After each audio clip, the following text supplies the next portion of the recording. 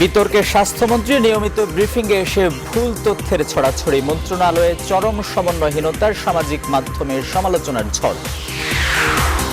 মধ্যপ্রাচ্যে আক্রান্ত হাজারো প্রবাসী, কাজ নেই, আছে খাদ্য সংকট, পরিস্থিতি নিয়ন্ত্রণে হিমশিম খাচ্ছে স্থানীয় দূতাবাস।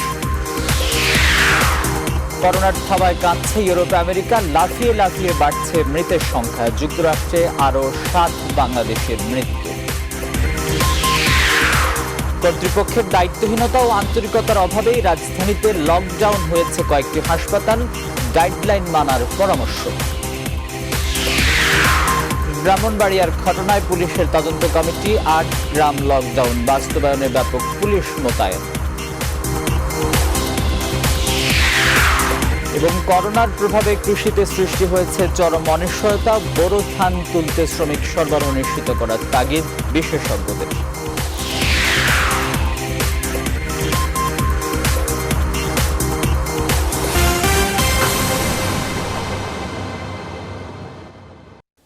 স্বাগত সকাল 10টা সংবাদে, আপনাদের সঙ্গে আছি আমি আসিফ টিপু। শিরোনাম দেখছিলেন।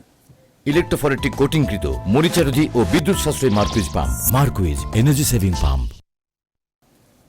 এবারে পুরো খবর। স্বাস্থ্যমন্ত্রী জাহিদ মালিককে নিয়ে সমালোচনা ও বিতর্ক যেন শেষ হচ্ছে না। কারণে অকারণে গণমাধ্যমের সামনে এসে প্রায় ভুল তথ্য উপস্থাপনের পাশাপাশি গুলিয়ে ফেলেন তিনি। প্রশ্ন উঠেছে, মুখ দেখাতেই কি তিনি তাহলে গণমাধ্যমের সামনে আসেন? একই সঙ্গে অভিযোগ উঠেছে সমন্বয়হীনতার কারণে দেশে করোনা পরিস্থিতির সামাল দিতে তিনি ব্যর্থ হয়েছেন, যা নিয়ে সমালোচনার ঝড় উঠেছে সামাজিক যোগাযোগ মাধ্যমে। বিস্তারিত জানাচ্ছেন হাসান পারভেজ। গত বছর জুলাই মাসে দেশে ডেঙ্গু পরিস্থিতি ছিল চরমে। এমন অবস্থায় পরিবারসহ স্বাস্থ্যমন্ত্রী জাহিদ মালেক মালয়েশিয়ায় অবকাশ যাপনে যান। সে সময় এটি সব মহলে সমালোচিত হয়েছিলেন স্বাস্থ্যমন্ত্রী। 23 মার্চ স্বাস্থ্য মন্ত্রণালয়ে এক অনুষ্ঠানে স্বাস্থ্যমন্ত্রী বলেন, এখনও পিপিইর তেমন প্রয়োজন নেই। এমন বক্তব্য চিকিৎসক মহলে ব্যাপক প্রতিক্রিয়া তৈরি হয়। এখনো তো পিপির অত প্রয়োজন নাই, তারপর আমরা লক্ষ লক্ষ পিস আমরা এখন বানিয়ে রেখেছি। 29 মার্চ পিপিইকে পিপিপি বলে হাসির খোরাক হন স্বাস্থ্যমন্ত্রী। একবার দুইবার নয়, অন্তত 20 বার তিনি পিপিপি বলেন। আমরা পিপিপি শুধু আমাদের হাসপাতালগুলোকে দিয়ে থাকি, আমাদের অন্যান্য সংস্থাকে পিপিপি দেওয়ার কোনো দায়িত্ব নয়। পিপিপি অন্যান্য সংস্থারা নিজেরাই ক্রয় করে ব্যবহার করবে। একই ভুল তিনি পরের দিন 30 মার্চও করেন। পিপিপি গুলো যাতে নষ্ট না হয় সেদিকেও খেয়াল রাখতে হবে। তবে 2 দিন পর পিপিই শুদ্ধভাবে বলেন তিনি। তবে এসব নগণ্য। তার বিরুদ্ধে বড় অভিযোগ সমন্বয়হীনতা নিয়ে। তার প্রমাণ পাওয়া যায় 6 এপ্রিল। স্বাস্থ্যমন্ত্রী ও আইইডিসিআর এর পরিচালক করোনায় আক্রান্ত ও মৃত্যু নিয়ে বিভ্রান্তিমূলক তথ্য দিয়েছিলেন। মৃত্যুবরণ করেছে গত 24 ঘন্টায় 4 জন, মোট এ পর্যন্ত মৃত্যুবরণ করলো 13 জন। গত 24 ঘন্টায় মৃত্যু 3টি, সর্বমোট 12। 15 এপ্রিল প্রেস রিলিজ দেখে পড়ার সময় করোনায় শনাক্তের সংখ্যা পরীক্ষা করার চেয়ে বেশি বলেন। তবে ব্রিফিং এর শেষ দিকে বিষয়টি তাকে কেউ ধরিয়ে দিলে তিনি ভুল শুধরে সঠিক সংখ্যাটা বলেন। করোনায় আক্রান্ত হয়েছে 2019 এবং মোট আক্রান্ত হয়েছে 1231, শনাক্ত হয়েছে 219।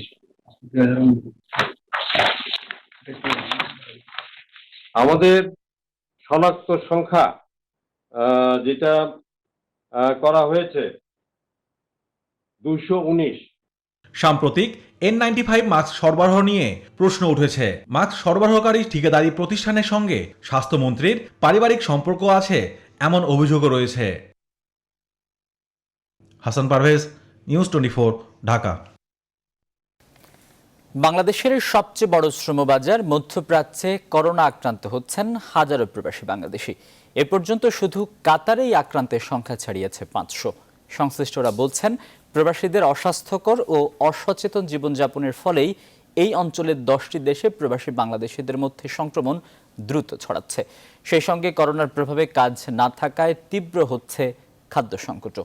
পরিস্থিতি নিয়ন্ত্রণে হিমশিম খাচ্ছে স্থানীয় বাংলাদেশ দূতাবাসগুলো। আরও জানাচ্ছেন লাকপিনা জেসমিন সোমা। বাংলাদেশের সবচেয়ে বড় শ্রমবাজার মধ্যপ্রাচ্য। স্বাধীনতার পর থেকে এ পর্যন্ত সৌদি আরব, সংযুক্ত আরব আমিরাত, কুয়েত ও ওমান, কাতার সহ এই অঞ্চলের 10টি দেশে অন্তত 1,03,00,000 বাংলাদেশি গেছেন জীবিকার খোঁজে। বিশ্বের অন্য অঞ্চলের মতো মরণঘাতী করোনার প্রকোপ ছড়িয়ে পড়েছে মধ্যপ্রাচ্যের এই দেশগুলোতেও, যেখানে হু হু করে বাড়ছে বাংলাদেশি আক্রান্তের সংখ্যাও।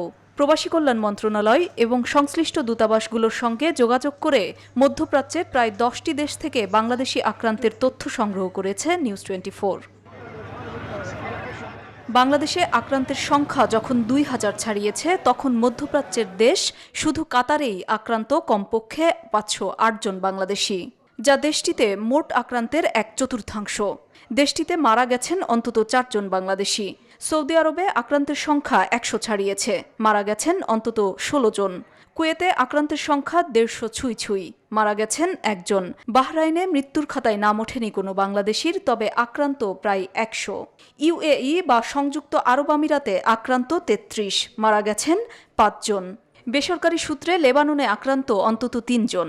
ওমান, মিশর, জর্ডান ও ইরাক সরকার আলাদাভাবে কোনো বিদেশি নাগরিকের তথ্য না দিলেও বেসরকারি সূত্রে এসব দেশেও অনেক বাংলাদেশি আক্রান্তের খবর পাওয়া গেছে। সংশ্লিষ্টরা বলছেন, অসচেতনতা ও অস্বাস্থ্যকর পরিবেশে গাদাগাদি করে থাকার কারণে মধ্যপ্রাচ্যে এত বেশি বাংলাদেশি আক্রান্ত হচ্ছেন। সেই সাথে কাজ না থাকায় বাড়ছে তীব্র খাদ্য সংকটও। এতে দূতাবাসের উপর বাড়ছে প্রবাসীদের ক্ষোভ। দিন দিন করোনা বাড়িয়ে যাইতেছে, এখন আমরা কি করব, কিভাবে খাবো, কিভাবে থাকবো, রুম ভাড়া কিভাবে দিব, আমরা এখন খুবই আতঙ্কে আছি। কেউ হাসপাতালে যাইতেছে, কেউ আসতেছে, দিন রাত 24 ঘন্টা অ্যাম্বুলেন্সের ডাক শুনতেছি। কোনো গভর্নমেন্ট থেকে কোনো সহায়তা এখনো পাইনি, ভবিষ্যৎটা বলতে পারতেছি না। বেশিরভাগ দেশের সরকার প্রবাসীদের সুরক্ষায় কাজ করলেও ভুক্তভোগীর সংখ্যা অনেক বেশি হওয়ায় পরিস্থিতি নিয়ন্ত্রণে হিমশিম খাচ্ছে স্থানীয় বাংলাদেশ দূতাবাসগুলো। ইকোনমিক অ্যাক্টিভিটি যেহেতু বন্ধ হয়ে গেছে, ওদের সমস্যা হচ্ছে, তো এটা এদেরকে আমরা মোটামুটি ওই যে খাদ্য সহায়তা দিচ্ছি আর কি। এইটা যদি বেশি লিঙ্কার করে তখন হয়তো এটা একটু সমস্যা দেখা দিবে। মহামহিম বাদশাহ ইতিমধ্যে সকল সৌদি নাগরিকের পাশাপাশি বৈধ অবৈধ অভিবাসীদের জন্য করোনা ভাইরাস আক্রান্তদের জন্য বিনামূল্যে চিকিৎসার ব্যবস্থা করেছেন। সৌদি আরবের সকল আইন কানুন মেনে চলার জন্য সকল বাংলাদেশি অভিবাসীকে আহ্বান জানাচ্ছি। এমন পরিস্থিতিতে কোনো কোনো দেশ অবৈধ অভিবাসীদের ফিরিয়ে আনতে চাপ দিচ্ছে বাংলাদেশ সরকারকে, যা বাংলাদেশের অর্থনীতির জন্য এক অশনি সংকেত। লাকমিনা জেসমিন, সোমা, নিউজ 24, ঢাকা। এবারে স্যাভলন অ্যান্টিসেপটিক সোপের সৌজন্যে করোনা ভাইরাস পরিস্থিতি।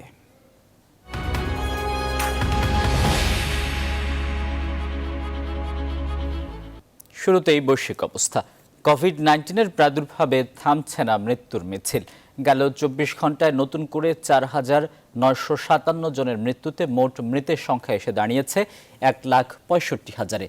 তবে গেল দুদিনের তুলনায় মৃতের সংখ্যা কিছুটা কমে এলেও আক্রান্ত বেড়েই চলেছে। এখন পর্যন্ত বিশ্বজুড়ে আক্রান্ত হয়েছে মোট 24,06,000-এর বেশি মানুষ। এর মধ্যে সংক্রমণের তালিকায় শীর্ষে রয়েছে যুক্তরাষ্ট্র। রোববার দেশটিতে নতুন করে 1,534 জনের মৃত্যুতে মোট মৃতের সংখ্যা দাঁড়িয়েছে 40,548 জনে।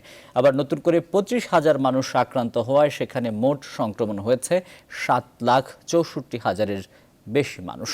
এছাড়া ফ্রান্স, স্পেন, ইতালি ও জার্মানিতে মৃতের হার কমতে শুরু করেছে। তবে ইউরোপের অন্যান্য দেশগুলোর তুলনায় যুক্তরাজ্যে মৃত্যু ও আক্রান্তের হার অন্যান্যদের তুলনায় কিছুটা বেশি।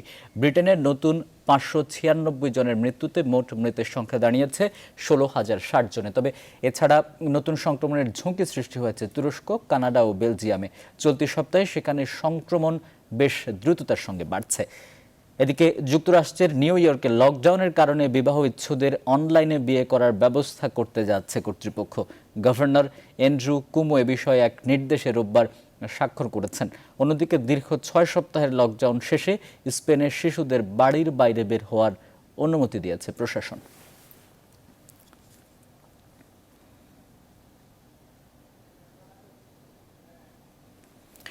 অন্যদিকে করোনা ভাইরাস মহামারীর কারণে ইউরোপীয় ইউনিয়ন এবং যুক্তরাজ্য জুড়ে প্রায় 6 কোটি মানুষের কর্মসংস্থান মারাত্মক ঝুঁকিতে রয়েছে বলে জানিয়েছে মার্কিন সর্বজনীন কোম্পানি ম্যাককিনসি। খুব শীঘ্রই এই প্রাদুর্ভাব না কাটলে বেকারত্বের হার 6% থেকে 10% উন্নীত হবে এবং তা কয়েক বছর অব্যাহত থাকবে বলেই সতর্কবার্তা দিয়েছে তারা। CNN জানায়, সোমবার প্রকাশিত এক প্রতিবেদনে ইউরোপীয়দের মধ্যে প্রতি 4টি চাকরির মধ্যে একটি ঝুঁকিতে রয়েছে বলে উল্লেখ করেছে ম্যাককিনসি।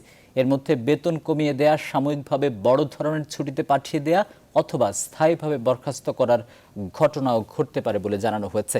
তবে স্থপতি, হিসাবরক্ষকের মতো সরাসরি মানুষের সংস্পর্শে আসতে হয় না যেসব চাকরিতে, সেসব চাকরি হারানোর ঝুঁকি কম বলেই মন্তব্য করেছে তারা। অন্যদিকে খুচরা কোষাধ্যক্ষ, বাবুর্চি, হোটেলের কর্মচারী, নির্মাণ শ্রমিক এবং অভিনয় শিল্পীদের মতো কর্মজীবী প্রায় 5.5 লাখ চাকরিতে উচ্চ ঝুঁকি রয়েছে বলেই দেয়া হয়েছে হুঁশিয়ারি বার্তা।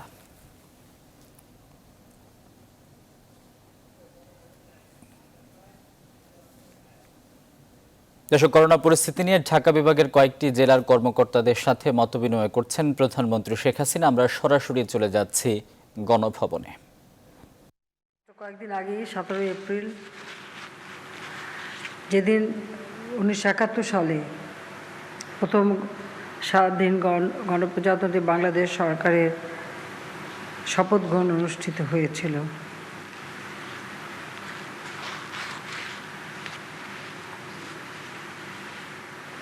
আমরা সেই এপ্রিল মাস আজকে আপনাদের সামনে উপস্থিত হয়েছি। আমরা ইতিমধ্যেই আপনারা জানেন যে অনেক অনুষ্ঠান বাতিল করতে বাধ্য হয়েছি। এই করোনা ভাইরাস, যেটা শুধু বাংলাদেশ না, সারা বিশ্বব্যাপী, যেটা আজকে বিরাট একটা সমস্যার সৃষ্টি করেছে। সারা বিশ্বের দিকে আমরা যদি তাকাই, আমরা দেখব যে 19 এপ্রিল পর্যন্ত এই করোনা ভাইরাস 19-এ ফলে প্রায় 11,60,207 জন আক্রান্ত, তার মধ্যে 1,46,088 জন মৃত্যুবরণ করেছে।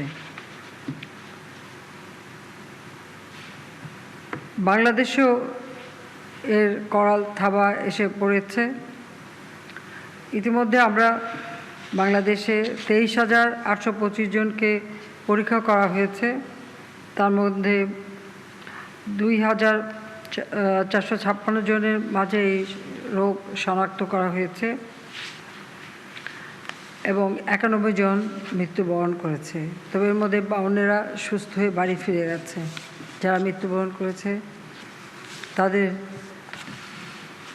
আত্মার মাগফিরাত কামনা করছি। আর সেই সাথে সাথে আমি এটুকু বলবো যে সবাইকে নিজেকেই সুরক্ষিত করতে হবে। আমরা যদিও চেষ্টা করে যাচ্ছি, তবু আমরা দেখি যে আসলে আমাদের দেশে অনেকেই এটা ভালোভাবে মানতে চান না, যার ফলে সংক্রমিত হয়ে যাচ্ছেন।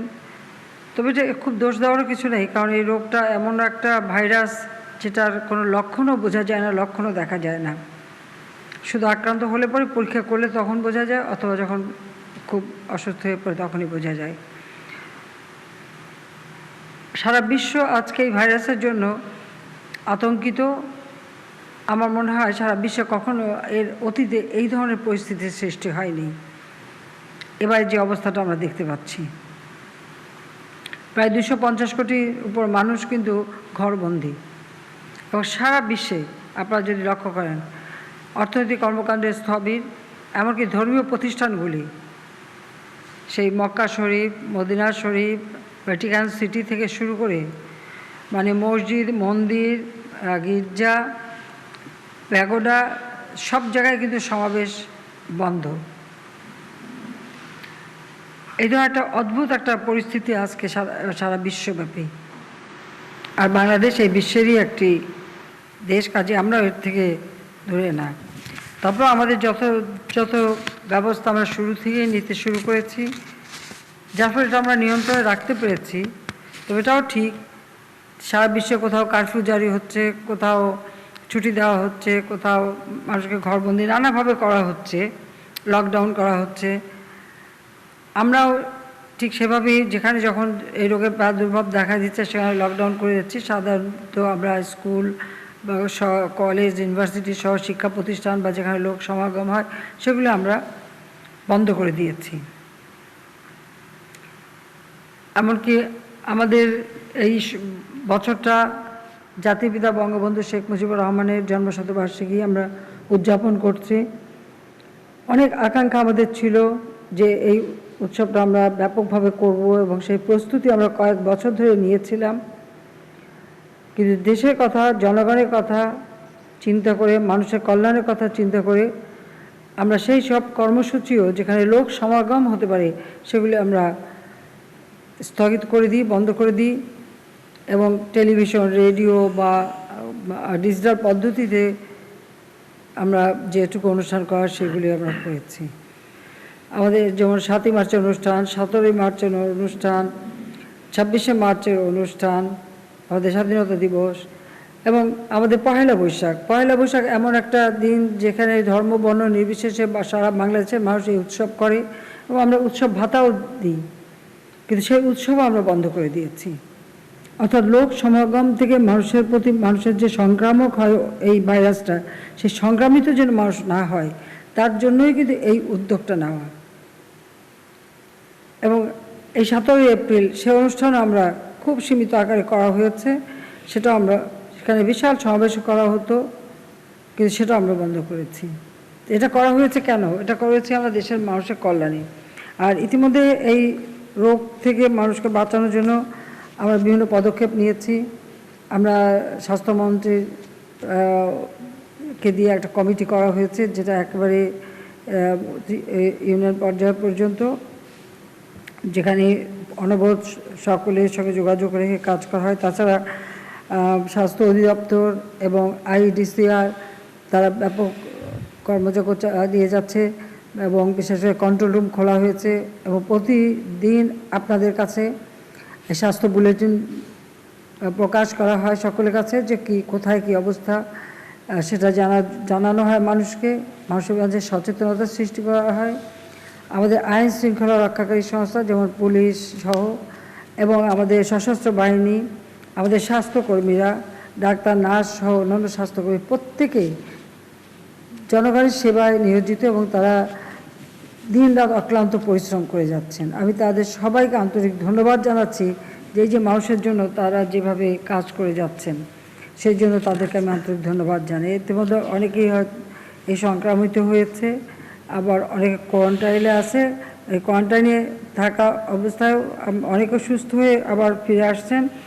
কাজে আমরা এটুকুই চাই যে সবাই দ্রুত সুস্থ হয়ে যাক, ফিরে আসুক। সেই ক্ষেত্রে আমরা বলবো যে যে সমস্ত নির্দেশিকা দেওয়া হয়েছে সেই নির্দেশনাগুলি যেন সকলে মেনে চলেন।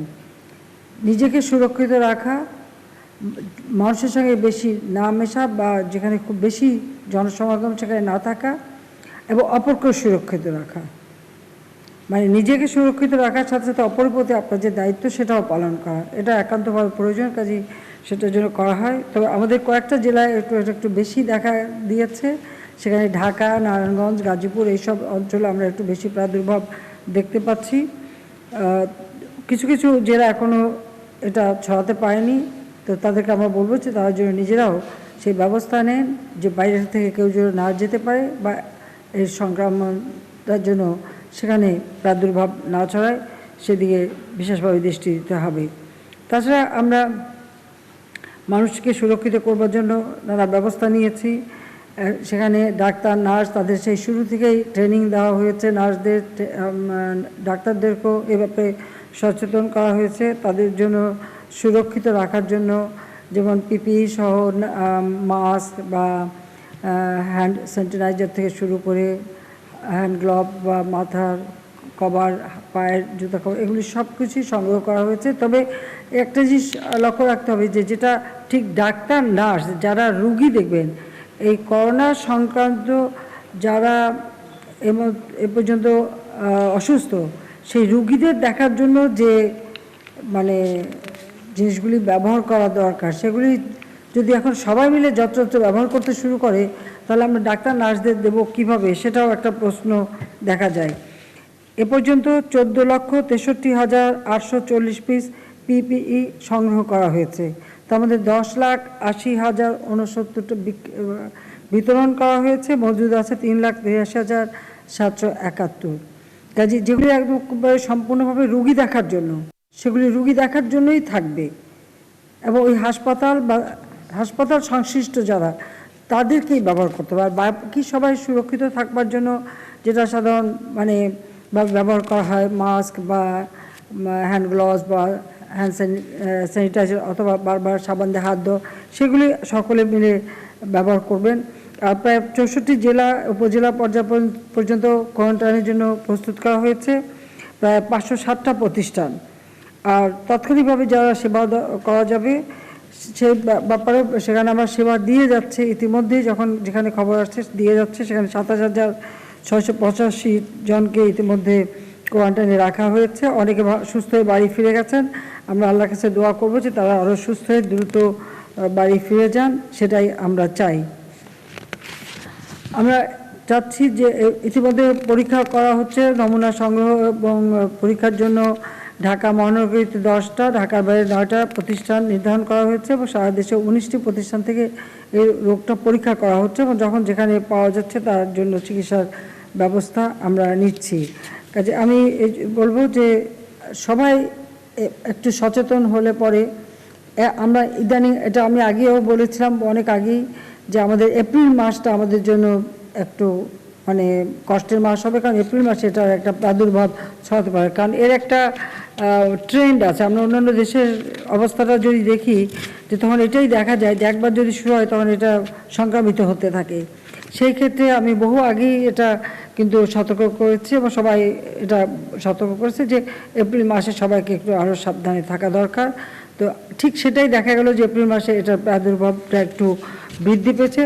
তারপরেও অন্য অন্য দেশ যেমন আমরা ইউকে, ইউএসএ এবং ইউরোপিয়ান দেশগুলি সহ বিভিন্ন দেশে যে পরিমাণ মানে মানুষ সংক্রমিত হয়েছে এবং মৃত্যুবরণ করেছে সেটা ভয়াবহ।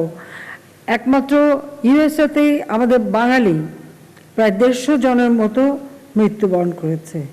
অত্যন্ত দুঃখজনক, যেরকম একটা উন্নত দেশে থেকে এভাবে আমাদের বাঙালিরা মারা যাবে।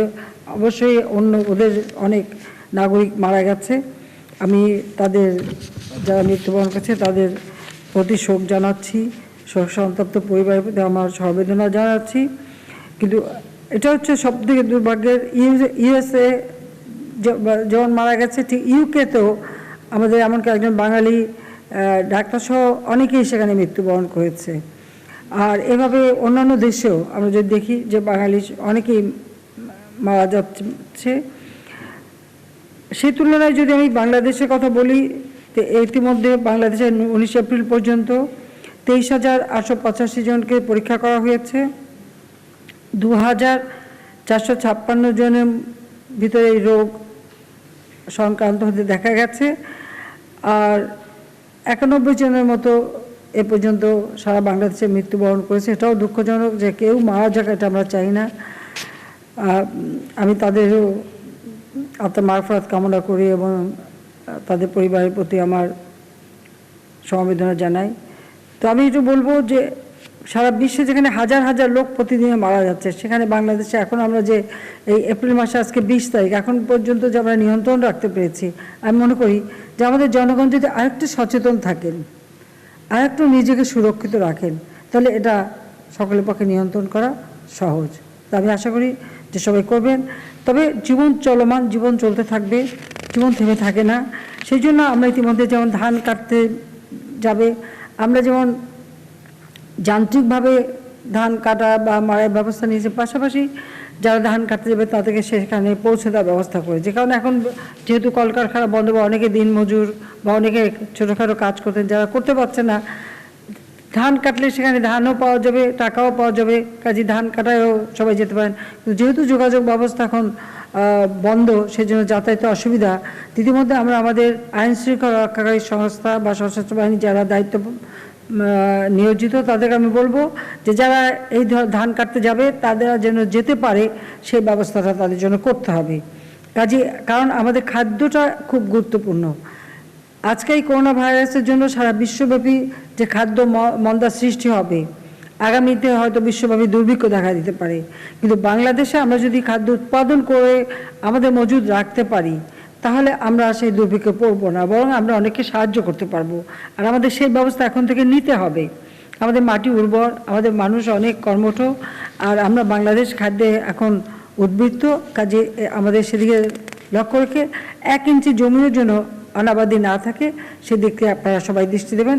সেটাই আমি চাই যে কারো এতটুকু জমি যেন অনাবাদি পড়ে না থাকে। প্রত্যেকেই যে যা পারেন কিছু চাষ করেন, কিছু তৈরি করেন, বা এই যে ধান কাটার পরেও সেখানে নতুন আরেকটা ফসল কী করা যায় আমাদের করা উচিত এবং আমাদের সেইগুলি মজুদ রাখা উচিত।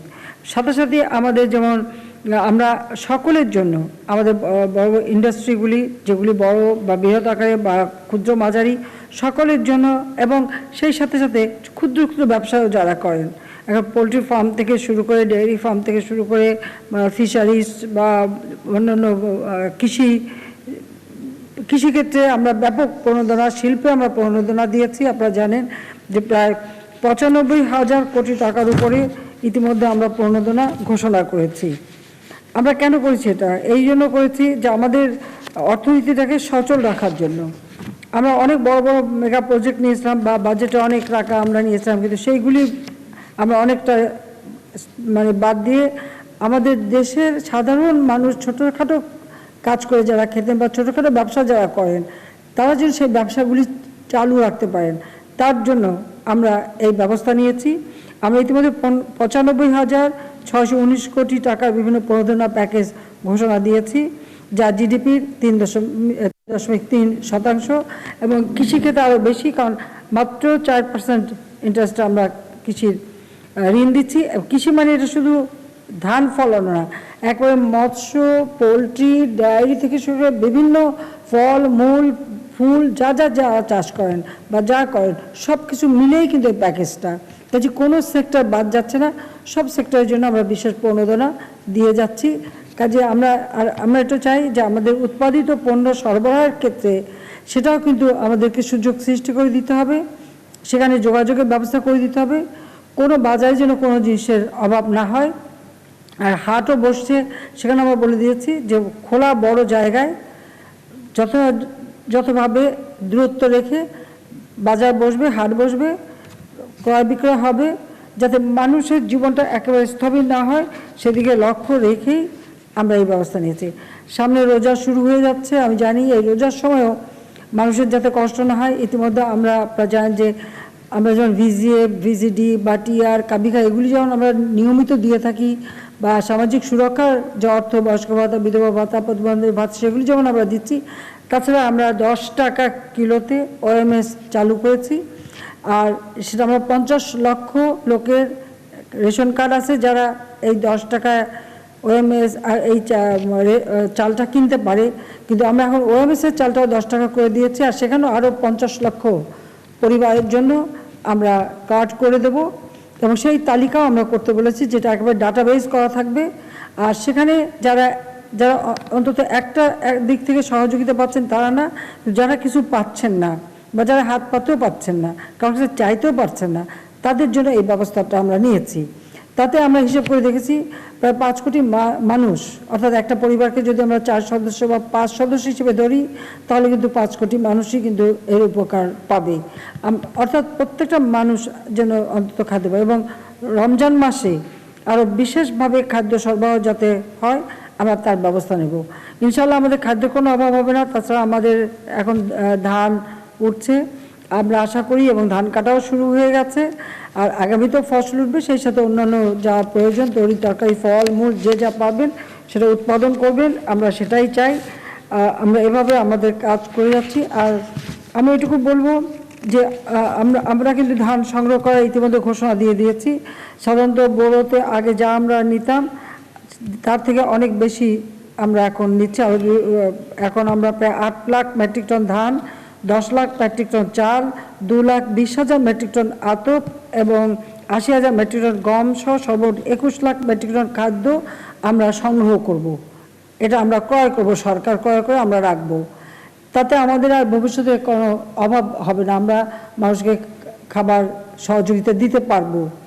আর আমরা যে প্রণোদনাটা দিয়েছি এটা শুধু এই বছরের জন্য না, আগামী 3 বছরে আমাদের অর্থনীতির চাকা যাতে সচল থাকে সেটা মাথায় রেখে এটা আমরা অব্যাহত রাখবো, যাতে আমাদের দেশের মানুষ যেন কষ্ট না পায়, বা সারা বিশ্বব্যাপী আমরা যেটা আজকে মহামারী আকারে এটা দেখা দিয়েছে করোনা ভাইরাস, যার ফলে হয়তো দুর্ভিক্ষ দেখা দিতে পারে, সেখান থেকে আমাদের দেশকে বাঁচানো এবং বিশ্ব অর্থনৈতিক মন্দার হাত থেকে দেশকে রক্ষা করা, এটাই আমাদের লক্ষ্য। আর সেই লক্ষ্য নিয়ে আমরা কাজ করে যাচ্ছি।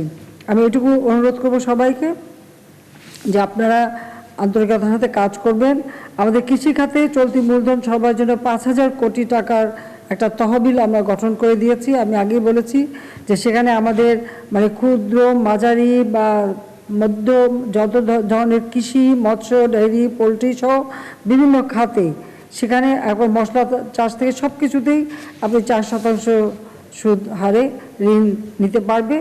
আর আমাদের বর্গা চাষি যারা, তাদেরকে আমরা বিনা জামানতেও কৃষি ঋণ দিয়ে থাকি এবং সেগুলো অব্যাহত থাকবে। এখানে আমরা প্রায় 9,500 কোটি টাকা ভর্তুকি দিচ্ছি।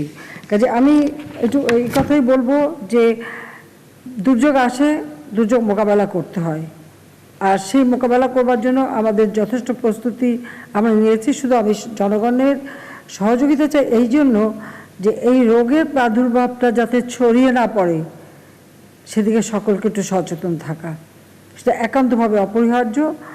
আমি সেই জন্য সবাইকে আবারও বলবো যে স্বাস্থ্য অধিদপ্তর থেকে যে সমস্ত নির্দেশিকা যাচ্ছে সেগুলো আপনারা যথাযথ মেনে নেবেন। আর তাছাড়া আমি আমাদের প্রত্যেক জেলায় আমাদের যারা সচিববৃন্দ আছে, যেহেতু এখন আমাদের মন্ত্রণালয়ের কাজগুলো অনেকটা সীমিত হয়ে গেছে, আমি বিভিন্ন একটা জেলায় একজন সচিবকে দায়িত্ব দিয়েছি যে এই ত্রাণ এবং স্বাস্থ্য সুরক্ষার কাজগুলি যথেষ্টভাবে হচ্ছে কি না তারা সেই সমস্ত জেলায় খোঁজখবর নেবেন এবং সেই রিপোর্টটা আমাকে দেবেন। সেই সাথে সাথে আমাদের যারা দলীয় লোকজন আছে তাদেরকে আমার নির্দেশ দেওয়া আছে দলের পক্ষ থেকে যে একেবারে ইউনিয়ন পর্যায় পর্যন্ত কমিটি করে দেবে, সেখানে যারা সত্যিকার যাদের ত্রাণ পাওয়ার কথা তারা যাতে পায় সেই তালিকা করতে তারা সহযোগিতা করবে এবং সেখানে তারা স্থানীয় প্রশাসনের সাথেও তারা মানে যোগাযোগ রাখবে। সেইভাবে যে মানুষটা আসলে প্রয়োজন তার জন্যই দেওয়া, এটার জন্য ঠিকমতো তালিকাটা হয়, সেই ব্যবস্থাটা নেওয়া। তাছাড়া আপনারা দেখেছেন যে ধান কাটা যখন অসুবিধা হলো আমাদের ছাত্রলীগের আমরা নির্দেশ দেওয়ার সাথে সাথে তারা কিন্তু নেমে পড়েছে, নিজেরা এখন যার যার স্ব এলাকায় তারা আমাদের কৃষকদের পাশে দাঁড়িয়েছে এবং ধান কাটছে। তাছাড়া যান্ত্রিকভাবেও আপনারা জানেন যে আমরা এখানেও প্রণোদনা দিয়েছি, প্রায় 200 কোটি টাকা আমরা আলাদা রেখেছি এবং প্রায় 50% মানে আমরা নিজেরা ভর্তুকি দিচ্ছি, 50 থেকে 70% ভর্তুকি দিচ্ছি ধান কাটাই, মাড়াই বা বোনার জন্য যে সমস্ত যন্ত্র দরকার সেগুলি তারা যাতে ক্রয় করতে পারে সেই ব্যবস্থাটা আমরা করে দিয়েছি। এর পূর্বে ছাত্রলীগ স্যানিটাইজার তৈরি করেছে, তারা ফর্মুলা নিয়ে ঢাকা বিশ্ববিদ্যালয়ে বসেই তারা শুরু করে এবং সেটা বিনিপয়সে বিলি করে। বিভিন্ন জায়গায় তারা মানুষের ঘরে ঘরে খাবার পৌঁছে দিয়ে আসছে। আমাদের সংগঠনের আওয়ামী লীগ, ছাত্রলীগ, যুবলীগ থেকে শুরু করে প্রত্যেকটা সংগঠনের নেতাকর্মীদের উপর আমাদের নির্দেশ রয়েছে যে যেখানে আসে যদি কোনো ঘরে দেখে যে খাদ্য নাই তারা সেখানে তাদের খাদ্য পৌঁছে দেবে এবং সেটা তারা নিজেরাও সংগ্রহ করেও দিচ্ছে। কাজে এভাবে প্রত্যেকের জন্য পাশে দাঁড়াচ্ছে এবং দাঁড়াতে হবে, সেভাবে আমরা সহযোগিতাটা চালিয়ে যাব। আমি আর বেশি কথা না বলে আপনাদের কাছে শুনবো। একটা কথা মনে রাখতে হবে যে দুর্যোগ আসলে সেখানে ভেঙে পড়ার কিছু নেই, সাহসের সাথে সেটা মোকাবেলা করতে হবে।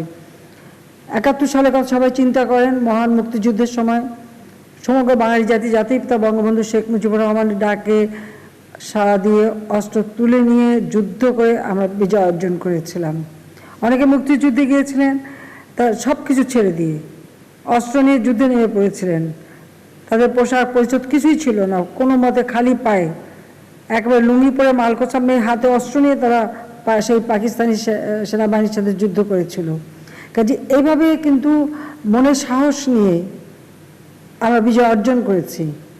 তো এবার এই করোনা ভাইরাস থেকেও সেই সাহস নিয়ে আমাদের এগিয়ে যেতে হবে, এখানেও বাঙালিকে জয়যুক্ত হতে হবে। আর সেই চিন্তাভাবনা নিয়েই কিন্তু সরকারকে কাজ করবার জন্য আমি আহ্বান জানাচ্ছি। ইনশাল্লাহ আমরা এই দুর্যোগ থেকে খুব শীঘ্রই বেরিয়ে আসতে পারবো। সবাইকে ধন্যবাদ। জয় বাংলা, জয় বঙ্গবন্ধু, বাংলাদেশ চিরজীবী হোক। ধন্যবাদ মাননীয় প্রধানমন্ত্রী। এবার সারা দেশের মাঠ পর্যায়ের কর্মকর্তাগণের সাথে মাননীয় প্রধান করোনার প্রভাবে প্রায় বন্ধ হয়ে গেছে সব ধরনের উৎপাদন। একমাত্র কৃষি উৎপাদনেই আশা টিকিয়ে রেখেছে দেশের। তবে সেই কৃষিতেও তৈরি হয়েছে চরম অনিশ্চয়তা। বোরো ধানের মৌসুমেও যথাসময়ে ধান তোলা নিয়ে ঘোর কাটছে না। বিশেষজ্ঞরা বলছেন, ধান কাটতে শ্রমিক সরবরাহ নিশ্চিত করতে সরকারকে এগিয়ে আসতে হবে। সুলতান আহমেদের রিপোর্ট। করোনার প্রভাবে সংকটে পুরো বিশ্ব।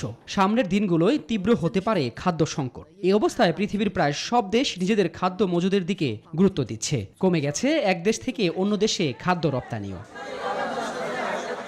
সরকারি হিসেবে বাংলাদেশে প্রায় 1 বছরের চাল মজুদ থাকার কথা বলা হলেও পরিস্থিতি বিবেচনায় তা কতদিন চলবে তা নিয়ে তৈরি হয়েছে অনিশ্চয়তা। এজন্য বর্তমানে জমিতে থাকা বোরো ধানকে অন্যতম ভরসার জায়গা হিসেবে চিহ্নিত করছেন বিশেষজ্ঞরা। পাহাড়ি ঢল বা আগাম বন্যা আসার আগেই ধান সংগ্রহের কথা বলছেন তারা। বোরোর কারণেই কিন্তু আজকে বাংলাদেশে খাদ্যের স্বয়ংসম্পূর্ণতা অর্জন করতে সম্ভব হয়েছে এবং আমরা দেখছি যে গত 10 বছর যাবৎ আমরা উপর্যুপরি বোরোতে বাম্পার ফলন দিয়ে আসছি। স্বাভাবিক সময়ে আমাদের বোরোতে শ্রমিক সংকট থাকে, তার মধ্যে করোনা ভাইরাসের মহামারীর কারণে সংকটটি আরও প্রকট হয়েছে।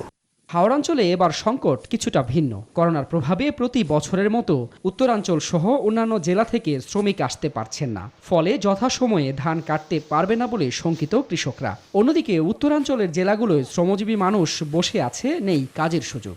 ধান কাটা বন্ধ, গাড়ি ঘোড়া বন্ধ, ট্রেন বন্ধ, বাস বন্ধ, কি করে খামো? ধান কাটার গেলে 10,000 টাকা আইলে খুব সুখে সংসার করতে হয়। কৃষকরা, শ্রমিকরা জীবনের ঝুঁকি নিয়ে তারা আমাদের ভবিষ্যৎ প্রজন্মের জন্য আমাদের এই ফসলগুলো কাটবেন। বিশেষজ্ঞরা বলছেন, হাতে সময় কম, তাই এখনই এ বিষয়ে সরকারকে উপযুক্ত পদক্ষেপ নিতে হবে। আমাদের দেশে যে মোটামুটি 34 মিলিয়ন মেট্রিক টনের মতো চাল উৎপাদন হয় প্রতি বছর, তার 61 ভাগই কিন্তু হচ্ছে বোরো ধান। যারা ধান কাটবে বিশেষ ব্যবস্থায় তাদেরকে ধান কাটার ব্যবস্থা নিতে হবে এবং পরিকল্পনা করতে হবে। কতখানি দূরত্বে কোন ধরনের স্বাস্থ্যবিধি মেনে তারা ফসল কাটবেন সেই নীতিমালা করা যেতে পারে। এছাড়া মাঠ থেকে ধান তোলার পরও যেন কৃষক ন্যায্য মূল্য পায়, সেই দিকে সরকারকে নজরদারির পরামর্শ দিচ্ছেন বিশেষজ্ঞরা। সুলতান আহমেদ, নিউজ 24, ঢাকা। খাদ্য সহায়তার দাবিতে রংপুরের পীরগঞ্জে সড়ক অবরোধ করেছেন সাধারণ মানুষ। বিস্তারিত শুনব, সহকর্মী রেজাউল করিম মানিক ঘটনাস্থল থেকে সরাসরি যুক্ত হচ্ছেন। মানিক, অবরোধ করা মানুষরা কি বলছেন, তারা ত্রাণ পাচ্ছেন না কেন?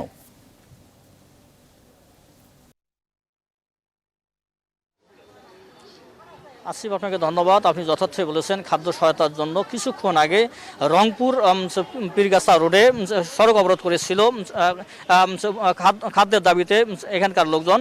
এখন আবার উপজেলা পরিষদের সামনে তারা মানববন্ধনে মিলিত হয়েছেন। একটু কথা বলতে চাই যে কেন আপনারা এই মানববন্ধন করছেন? আমাদের এই পীরগাছা এলাকাবাসী কেউ ত্রাণ পায় নাই, আর আমরা চাই যে বলে ত্রাণটা সেনাবাহিনীর মাধ্যমে দিক। কারণ এই এলাকাবাসী তাদের সবারই আইডি কার্ড নিচে প্রায় 1 মাস 15 দিন 20 দিন আগে ফটোকপি সবাই নিচে, কেউকে কোনো ত্রাণ দেওয়া নাই। সবাই ক্ষুধার্ত মানুষ, এজন্য সবাই আমরা একত্রিত হয়েছি। ত্রাণের একটু কথা বলতে চাই আপনার সাথে। আমরা খাওয়া বিনা করে আমরা মারা যাইতেছি। আমরা আজকে কয়েকদিন থেকে না খাই আছি। 10 কেজি করে চাল জুজিল দেয়, সেটা আমরা পাই না। কেন পাই না? আমরা খাওয়া বিনা করে আমরা মারা যাইতেছি। আমরা তো একটু কথা বলতে চাই আপনার সাথে। আপনি বলছিলেন যে ত্রাণ পান না, এখন পর্যন্ত কি কোনো ত্রাণ পেয়েছেন?